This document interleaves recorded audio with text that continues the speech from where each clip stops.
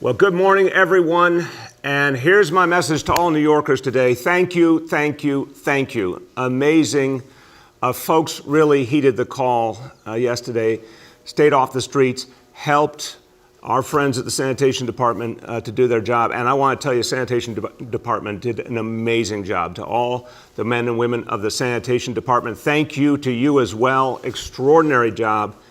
Made a huge, huge difference. Now we got more to do. This ball game ain't over, but I really, really appreciate the effort that was put in, both by everyday New Yorkers helping each other out, staying off the streets, and of course by Sanitation Department. So here's what we know so far, and there's still some snow coming, a small amount, but right now the measure in Central Park for this storm is 17.2 inches of snow. Again, a little bit more in the course of the day today. It will certainly end up being one of the bigger snowstorms we've had recently, but thank God the vast majority is over now. Everyone, I went around the city yesterday and wanted to see firsthand what was going on, wanted to check on how people were doing, see how sanitation was doing. I saw really great stuff. I was out in Staten Island along Highland Boulevard and other parts of Staten Island. I was out in Brooklyn, Fort Greene neighborhood. The hub in the South Bronx. Obviously, I was around Manhattan and out in Queens at the garage in Maspeth, the sanitation garage. And I had an opportunity there to thank some of the extraordinary folks at Sanitation for the job they did. And I stayed in touch with people around the city in the course of the day and heard the same thing, that they had seen multiple passes by the sanitation plows. And even though there was more work to do for sure, folks felt that the effort was really good and they could see that we'd be back and running quickly. So that's what I saw with my own eyes, and it was an example of the dedication of the men and women of the Sanitation Department. Now let me give you a few other updates, because obviously we had the local state of emergency in place until 6 a.m. this morning. That's now been lifted. But obviously I want to keep saying to folks, if you don't need to be driving on the roads, please don't. If you can stay home, it's still best while the cleanup is continuing. The good news is more and more mass transit coming back to normal schedules. Above ground subway service has resumed, and life is coming back a little more to normal quickly. There are still issues, of course, some delays. Most flights at LaGuardia and Kennedy still suspended. There's no bus service at Port Authority. But we are also, of course, mindful that while the cleanup is happening, we want to make sure people have one less thing to worry about. So reiterating that alternate side parking is canceled through Saturday. Update on the Staten Island Ferry, operating now on a 30-minute schedule, every 30 minutes. And on the other ferries, C Street Ferry suspended today, but New York City Ferry has resumed service as of this morning. So, you know, a lot of good things, especially thanks to all of you who really heard what needed to be done, and you did it. Thank you to all New Yorkers. And now want to say with great appreciation to our Sanitation Commissioner, Ed Grayson, thank you for what you and your team did over these last couple of days. And Commissioner, why don't you give us all an update? Thank you, Mayor. Yes, I'm very proud of the work of the department. The men and women of sanitation did a great job. All of our frontline field personnel who responded to the storm, and the mechanics who keep the trucks rolling for us. So they did a great job, and I really couldn't be prouder. We were out there all through the night, and we'll be out there all day today. The fight's still on. There's still plenty of work to be done. And we're coming into all those, readdressing all those residential streets.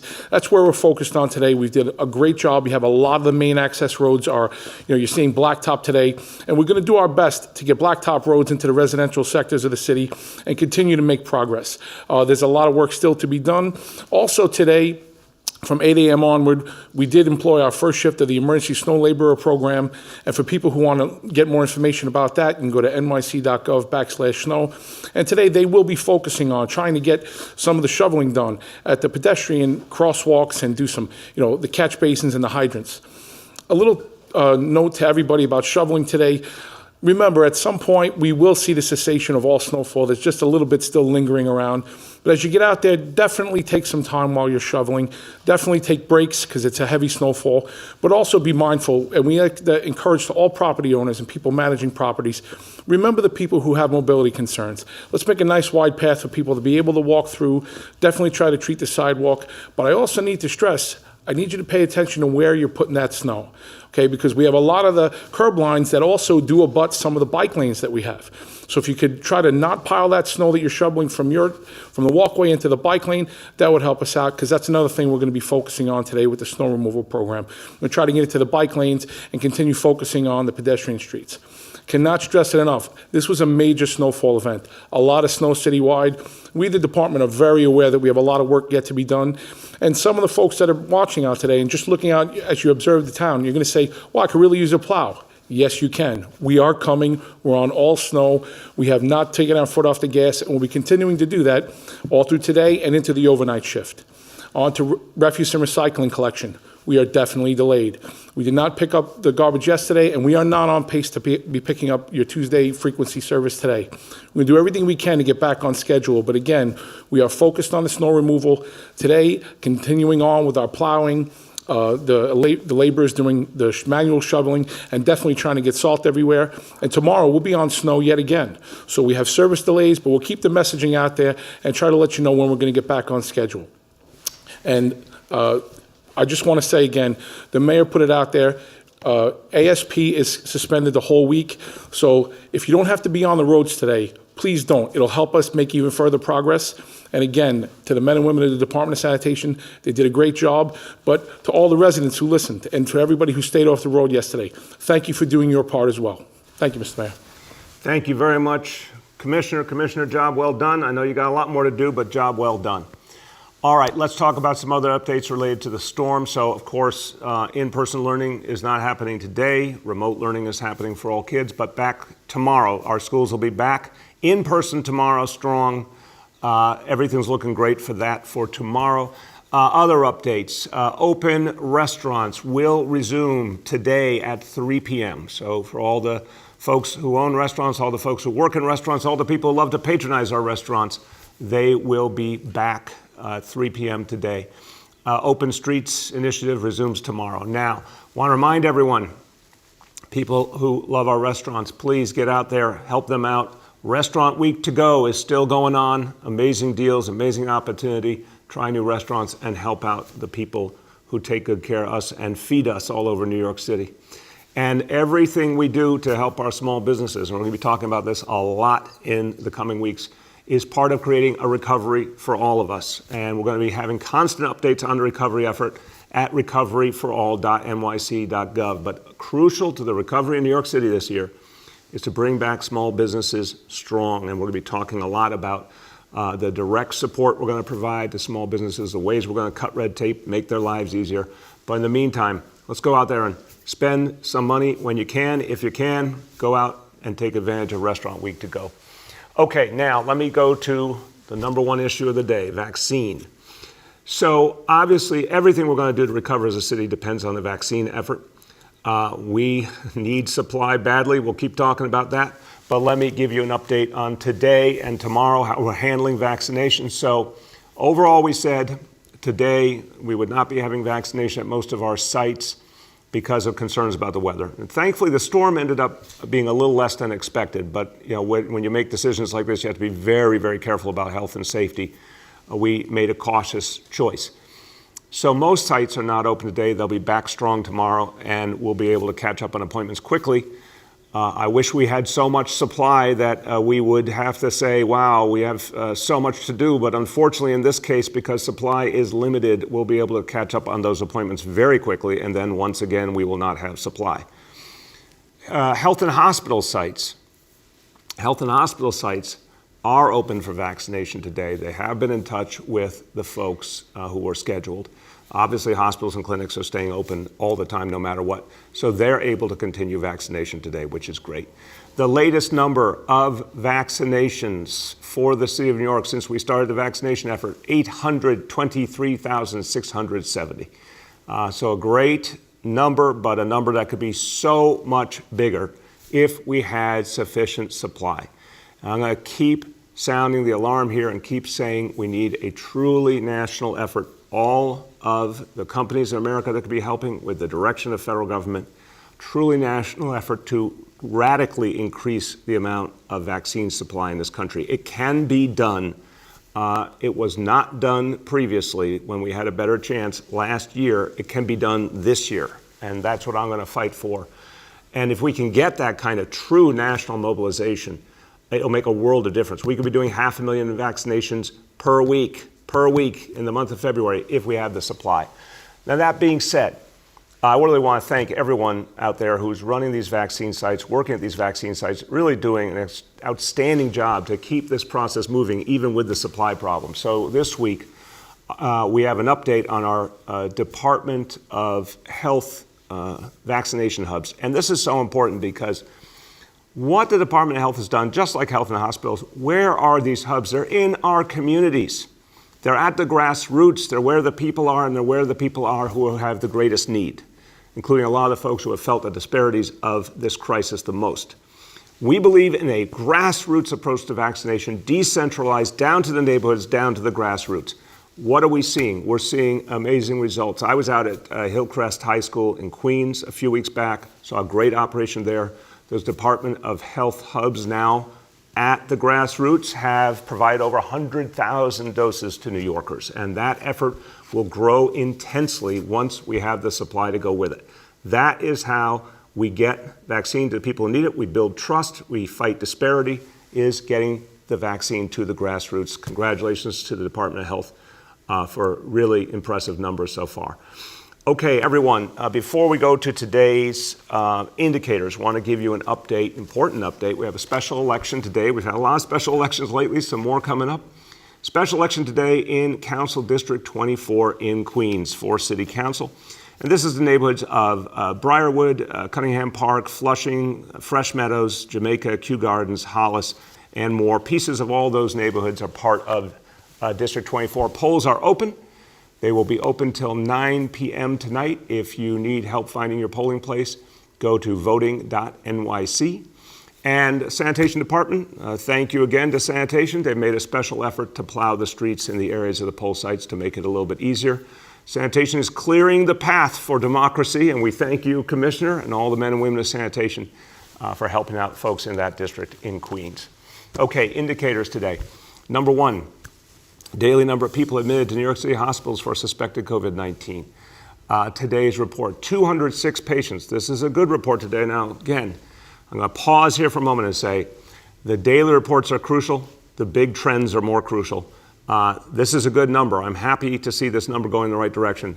I'm extremely concerned about the variants that we're seeing, the UK variant, the Brazilian variant, South African variant. These are big open questions of what's coming next at us. But still, very happy today we see a better number, 206 patients, almost down to our threshold.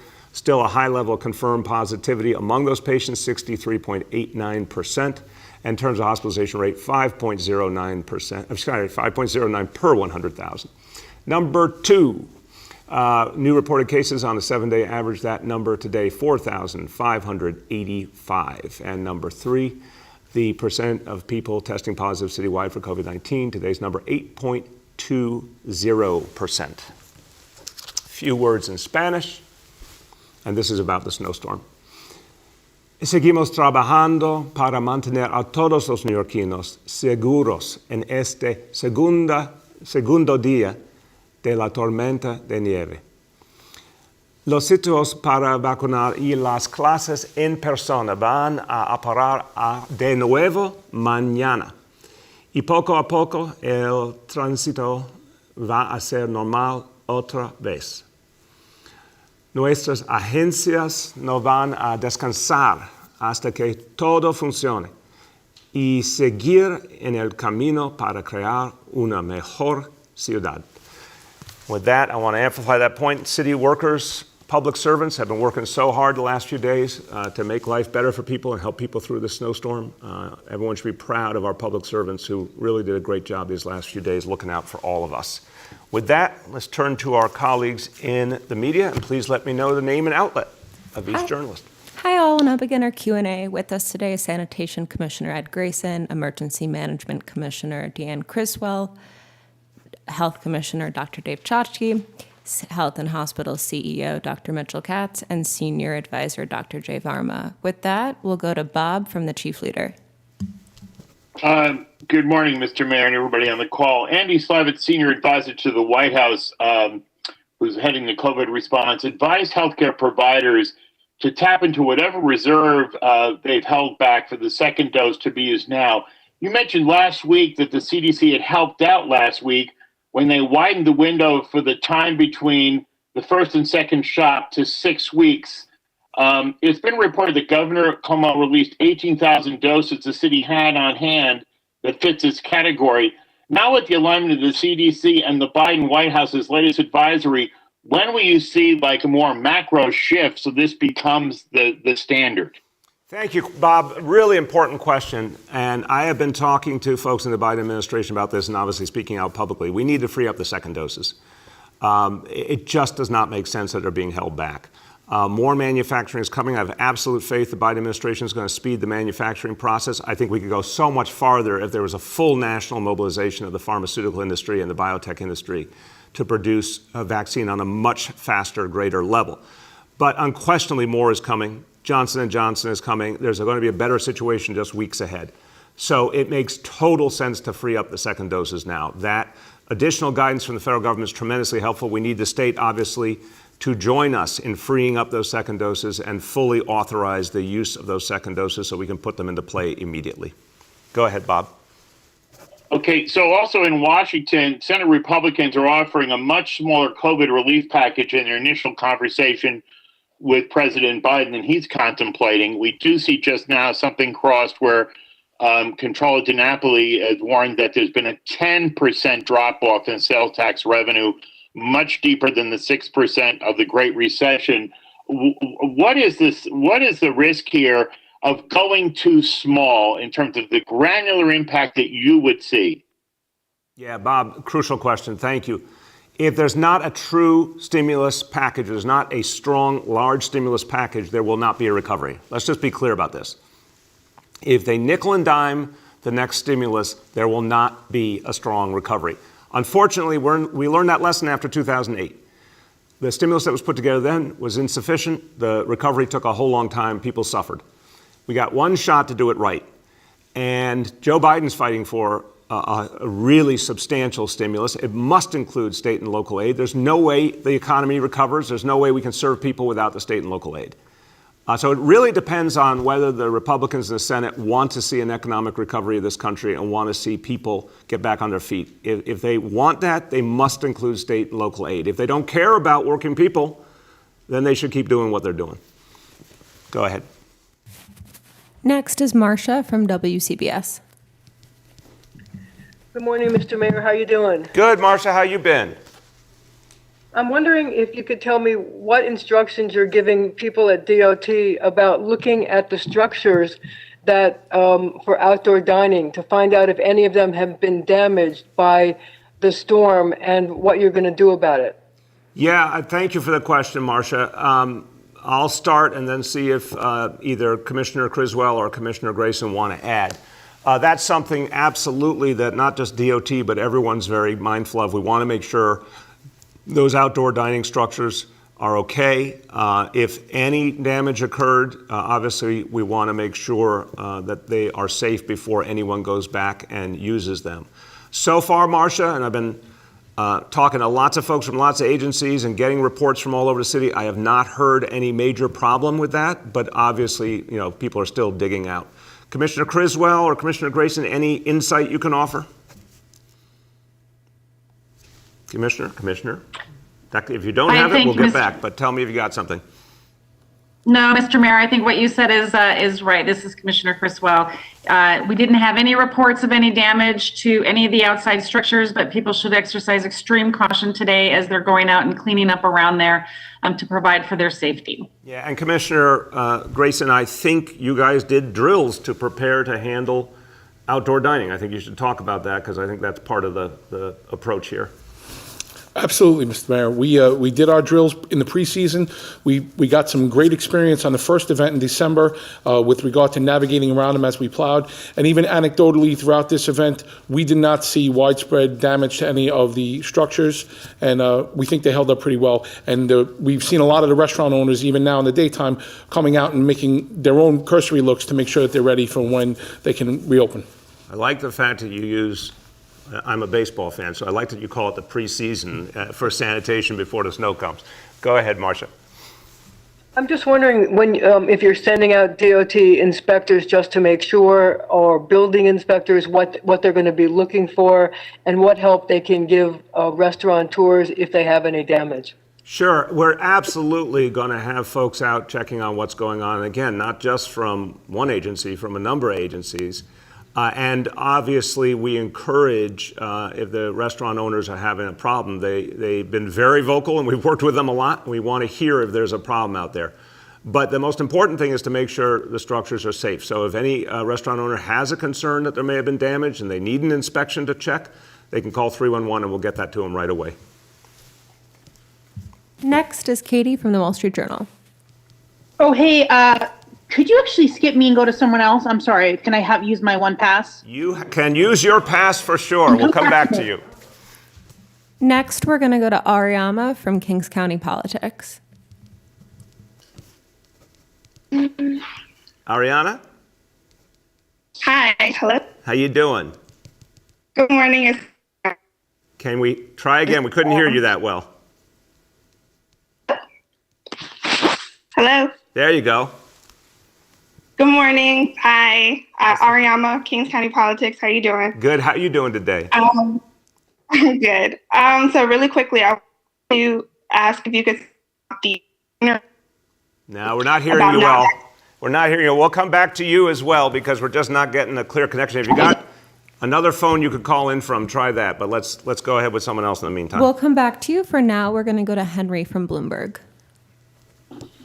Hello, Mr. Mayor. How are you doing today? Good, Henry. How are you?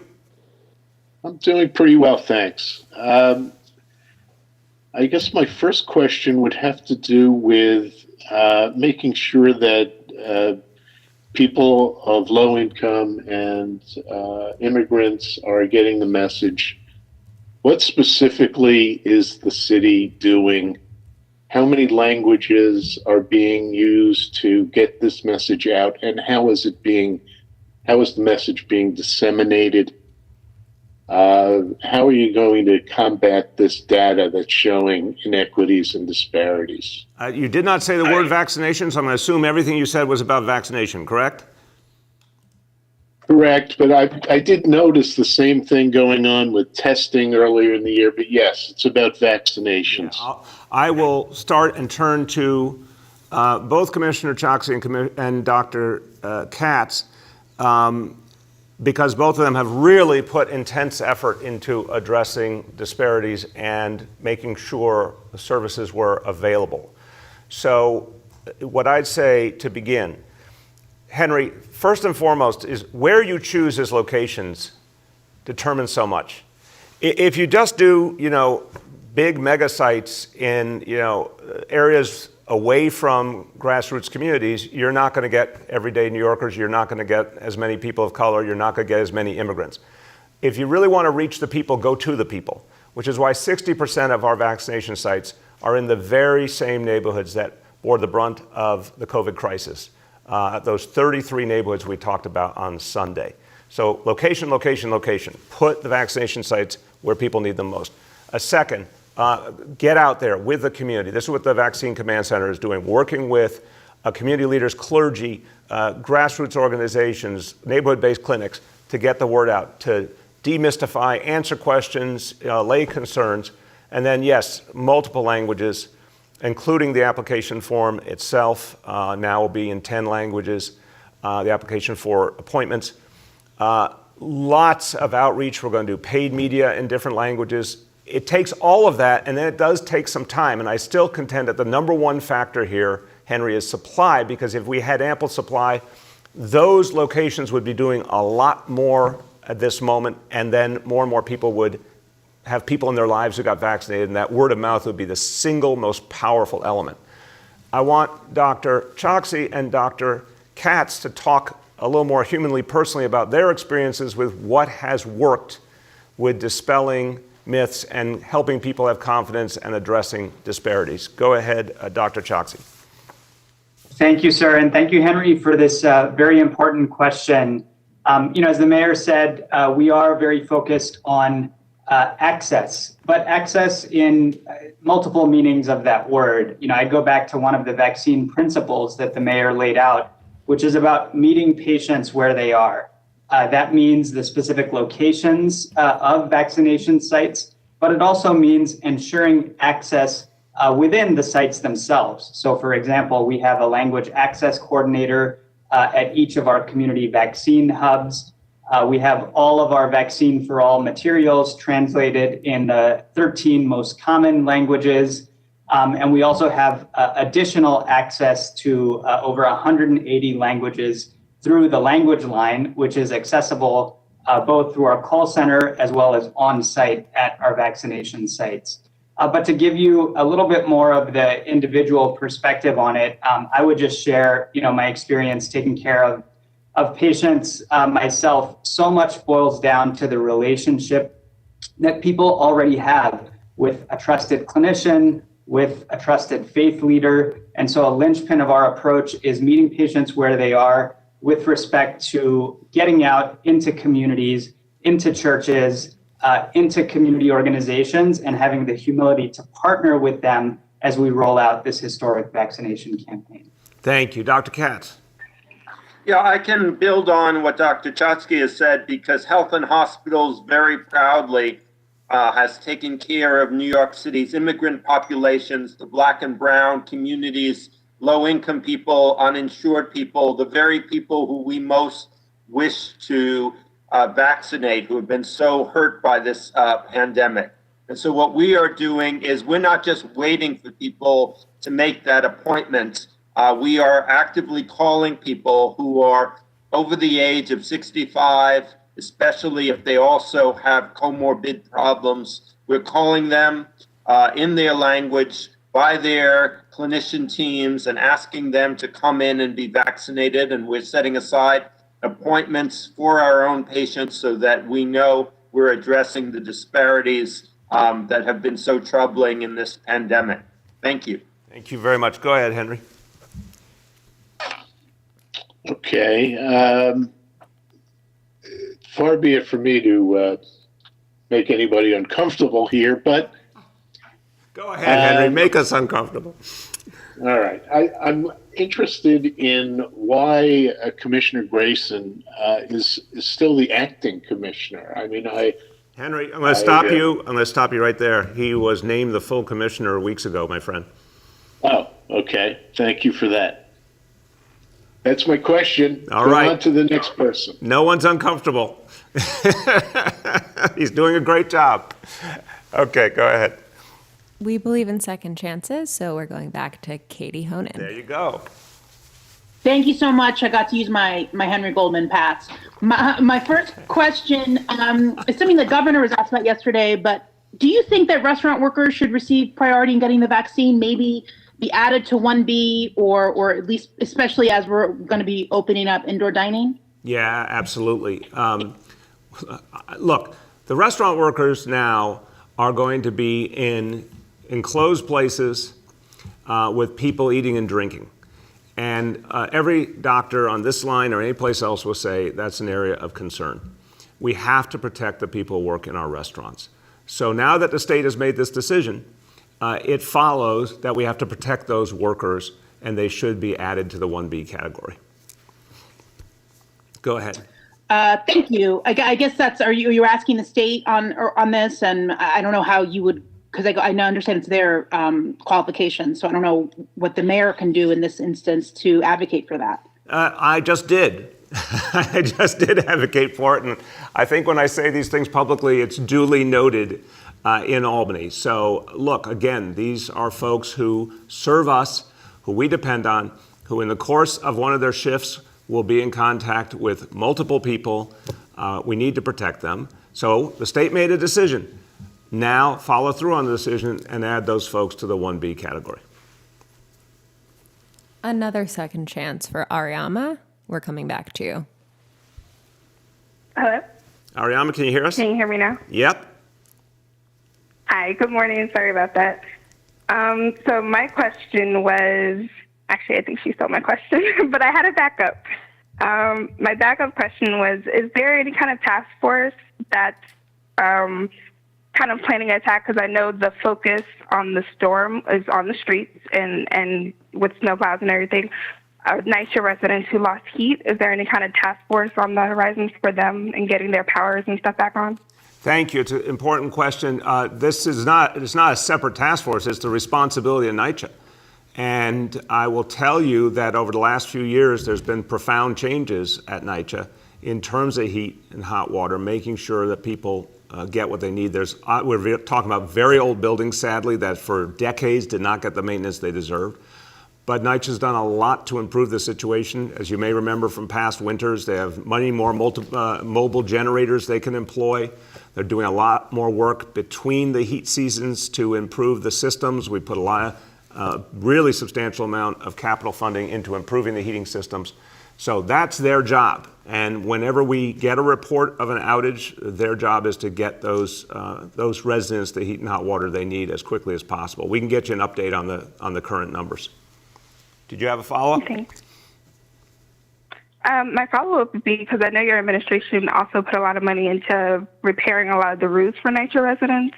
Will there be inspectors sent out starting tomorrow to also look at those issues as well with the snow piling up on the roofs? It's a good question. For the best of my knowledge, that's what the maintenance teams at each development do normally. We'll get you an update on that too, but to me, that's standard maintenance that needs to be done to make sure things are okay, and we want those roofs cleared, obviously, in any way that might affect what residents are experiencing. So we'll get you a specific update on that. Next is Nolan from the Post. Oh, good morning, everybody. How are you? Good morning, Nolan. How's things in Crown Heights today? Snowed in. All right. Well, have some hot chocolate and carry on. Much like the rest of the city. I've got a couple of questions for you, but I'd like to start with just to follow up on a story we published a couple of months ago when we exposed how the New York City Police Department was using its administrative powers to obtain records, not only in the course of conducting internal investigations, but also with regards to reporters and other members of the public. You promised that there would be a review and that you would be briefed on it. Have you been, and what is the status of that investigation? I will get that today. There was a while back, so I need to get the latest briefing on that, but we'll definitely get you an update today. Go ahead. And just to follow up, are there, what is the best practice? What is the procedure for rebooking people when you have a limited number of slots and when those slots are... What topic are we on? So back to vaccinations. Okay, go ahead. With the storms, with the delays in shipments, there have been 2 or 3 weeks in a row where the city has had to reschedule a significant number of shots. Is there a procedure that's been laid out for how this should be done so that people know what to expect? Is it you get moved into the next week on the same day at the same time at the same facility? Is it you're guaranteed the same spot? Is it more random? Is there some sort of policy that's been developed around how rescheduling works at both health and hospitals and the Department of Health? A very, very good question. And again, yes, there is, and I'll turn to Dr. Katz and Dr. Choksi to talk about it. It is a very fair question and a very frustrating topic because when we have this level of capacity, when we could be doing 500,000 vaccinations a week and we're constantly having to hold back and we can't run the engine the way it should be run, it's very frustrating. Again, to the earlier question, we need the second doses freed up. That would give us more supply right now. We need a national mobilization to increase supply from all the pharmaceutical companies. But in the meantime, we're trying to make this as even and smart as possible. But without better guarantees on supply, there's unfortunately going to be these stop and start moments. Dr. Katz, then Dr. Choksi, talk about how you make those adjustments when you have to. Thank you, sir. Fortunately, when people sign up for a vaccine, they put in their phone number or their email or their text number. And so we contact people individually, because even if we were to reschedule them, we'd have to tell them when. There'd be no way they would know when they get rescheduled. So what we typically do is we put people into the next available appointment at the site that they chose, because we find many people have chosen a specific geographic site because it's convenient to them. We put them into the next available appointment at that site, and then we reach out to them. And if they would like to choose a different site, or that particular appointment is not good, we'll try to find them a different appointment. But our commitment is that we don't make new appointments for people until we've taken care of all of the people who have to be rescheduled. So the people who get rescheduled, we know that it's upsetting, but our commitment to you is that we're going to get you a slot before we allow other people who haven't already made an appointment to book a slot. Thank you, sir. Thank you, Dr. Choksi. Thank you, sir. Yes, it's the same protocol for health department sites as well with respect to rescheduling. There's a default path in terms of when that appointment is rescheduled to. We get in touch with people individually in order to communicate that. In some cases, people are unable to make that rescheduled date or time, and then we have options for them to take another slot if that's the case. Thank you. Go ahead. We have time for two more. First is Seacon from WNYC. Hi, Mayor. I have three questions, one on data, one on the vaccinations, and one on the variants. I don't know which one. We got a two-question rule, so you'd give me one followed by a second. So go ahead. Sure. Okay, so first is about vaccines. So it looks like about 4,000 doses were administered yesterday. I was wondering if any doses were lost due to people skipping their appointments, given that the doses were sort of handled in batches. I'm going to check. Hold on. That's one. Dr. Katz, I'm going to check with you on this. My understanding is yesterday, since we had broadly postponed the appointments, that the one place that ended up still doing some vaccinations was H&H, and obviously you have all the refrigeration capacity there, so I'm assuming you did not have a problem with any lost doses, but please clarify, Dr. Katz. That's correct, sir. We had no problem. We don't open the vial unless we know that we have the right number of people to use all of the vaccine. The vaccine is way too precious to us to risk losing any of it. Okay, go ahead with your next question. Yeah, you brought up the variants earlier. Public Health England released last night that the UK variant has picked up one of the mutations seen in the South African variant, one that might allow it to bypass the immune system. I was wondering if you could give us an update on how the city is tracking these variants, how many samples are being genetically sequenced per day. I'm going to do two things. Thank you. Very important question. First, I'm going to ask Dr. Varma to speak about what we're seeing internationally, and then Dr. Choksi to talk about the city's specific efforts to do the genomic sequencing and to analyze the samples we're getting. But I want to emphasize to this very important question. We should all be deeply concerned about these variants. Everyone wants to see the light at the end of the tunnel. And again, we see some indicators of some improvement lately in terms of the overall situation. But these variants are tremendously dangerous, and a lot of things we don't know yet about them that could be particularly perilous. We don't know enough to say with assurance how they will respond to vaccine, how infectious, how deadly. There's so many open questions. This is why we need a national mobilization to create as much vaccine as possible, to get as many people vaccinated as possible now. That's the best bet we have to protect people against the variants, is to vaccinate as many people as possible. Even though we don't have all the answers, it's the one thing we know would truly help. And it still needs to be achieved quickly, or else you're going to have a huge number of unvaccinated people potentially endangered by these variants. I just want to put down that foundational point. Dr. Varma, please help us with what we're seeing with the development of these variants around the world. Then we'll go to Dr. Choksi. Yeah, thank you for the question. We are closely monitoring the situation as it evolves throughout the world. And what we know is that, again, there are some of these variants are particularly worrisome because not only are they more infectious, but they may be a little more likely to reinfect people who were previously infected. So that is a concern. And then that's what's being reported out of the UK right now. The situation in the UK is those variants that have that additional mutation are actually fairly small proportion of all of the infections. So while it's a worrisome sign, it doesn't represent an acute threat to their public health situation right now. I think a few points are just really worth emphasizing based on what the mayor has said. First of all, we know that the single best way to protect against these variants is to reduce the number of people infected. So repeating all of the things that we know are so important. We must reduce the number of infections through mask wearing, hand washing, maintaining our distance, getting tested. Second, as the mayor has noted, we desperately need to increase our vaccine supply and get more vaccines into people. Even though there was some concern that vaccines may be a little less effective with some of the variants, they are still effective. Your chances of being infected with the regular strain, or called the wild type strain, are still the highest, and this vaccine is incredibly effective across the board, particularly at preventing hospitalization and death. So absolutely important to keep pushing on the vaccinations.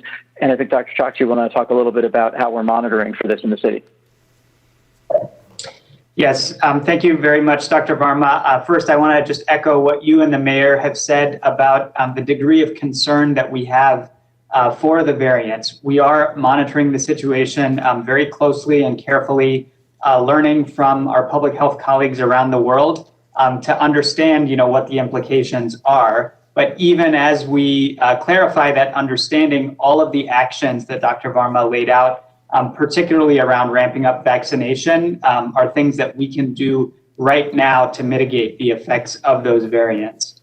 With respect to the numbers that you asked about, we are doing hundreds of sequencing analyses each week for New York City residents. So since January 1st, it's been about 1,500 that have been done in New York City residents. That occurs over a combination of New York City's own public health laboratory, the New York State Public Health Laboratory, as well as some academic laboratories that are doing sequencing as well. And we have access to the results across those sites.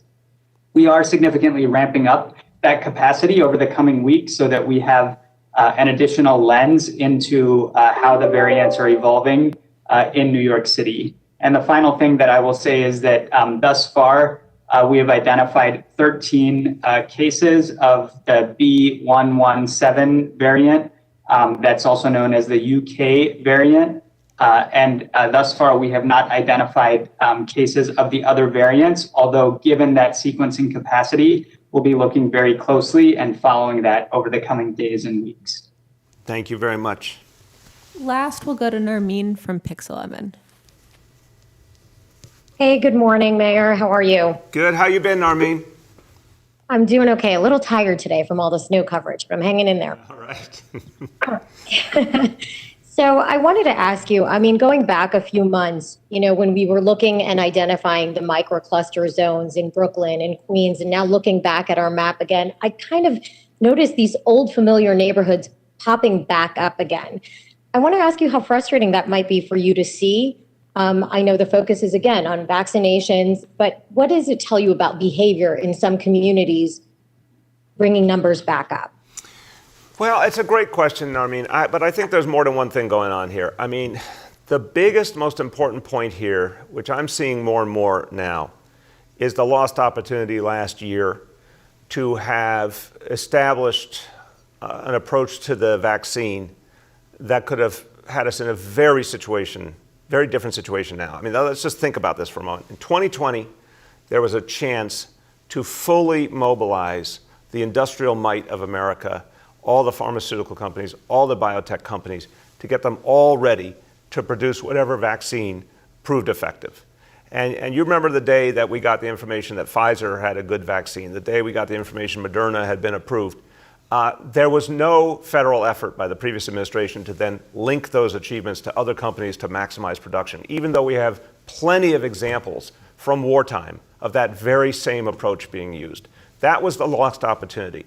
Now the new administration in Washington is going to have to play catch up because of what didn't happen in the past. If we had had the kind of supply of vaccine we needed, we'd be having an entirely different discussion because right now hundreds of thousands more New Yorkers would have been vaccinated. But to your underlying question, look, I do see the problem, and it is frustrating, that even though our doctors have given people such clear instruction and tried to support people in so many ways, and we've had mass distribution and so many other things, there of course have been people who have been resisting it. But Narmeen, that's not the majority. The vast majority of New Yorkers have been wearing masks, have been practicing social distancing, have been doing all those efforts to keep things working right. Look at our schools, the safest places in New York City. Everyone in our school communities has worked so hard to keep them safe. Most New Yorkers are doing the right thing. But the difference maker here would be having the supply of vaccine we need. Go ahead, Narmeen.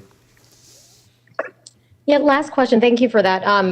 Is it in relation to the variants? Just a point of clarification. I know Dr. Chakshi just identified that we have 13 cases of the UK variant, but does this mean that we don't believe that the other variants are around, or do we think that they are somewhere in New York City, just have not been caught by our sequencing efforts yet? Dr. Chakshi, start, and if Dr. Varma, if you want to add, feel free. Dr. Chakshi. Yes, thank you, and thanks for this very important question, Narmeen. We should assume that there are other variants in New York City. We don't know for sure which of the other variants may already be within New York City, but given the degree of spread that we've seen, including in the rest of the United States, I do think that we have to assume that there is, some degree of spread in New York City as well. But I would go back to the point that Dr. Varma has made, which is that that piece of information, although it's very important for us to do the sequencing to understand this in detail, the actions that we can take, the core public health guidance, the need to ramp up vaccinations and ensure that our most vulnerable New Yorkers are getting vaccinated, all of those things remain just as urgent as they have always been. Thank you. Dr. Varma, you want to add? Yeah, just to emphasize that even if we haven't detected those specific strains, the number of infections in the United States creates an opportunity for either these strains that we've documented already or new strains to emerge. So emphasizing what Dr. Chakshi said, we're really in a race against the virus to get people vaccinated as fast as possible. And while those of us, waiting to get vaccinated, wait in line, do all the things that are necessary to prevent infection, because that is the best way we can outrun the virus. Thank you so much, Dr. Varma. Everyone, as we conclude today, look, it's interesting. Two very different things we're talking about today. A snowstorm came out of nowhere, one of the bigger storms we've seen in a long time, and of course, the fight against the coronavirus, the biggest challenge of our time, the biggest crisis this city has ever faced. But what we see in both of these situations, one's just of the moment, the other one we've been dealing with for a year, is New Yorkers stepping up, doing the right thing, helping each other out, really listening to what needs to be done and then doing it. So again, a thank you. Thank you to everyone in this city for the way you handled yesterday. You stayed off the roads. You helped out our sanitation department. You looked out for your neighbors. Thank you. That same spirit is what's going to take us through this crisis, overcome the coronavirus, and bring us back to a full recovery in New York City. So I'll say what I've said more than once. I believe in the future of New York City because I believe in New Yorkers. And you keep showing the world time and time again what you're made of and why we're going to come back strong. Thank you, everyone.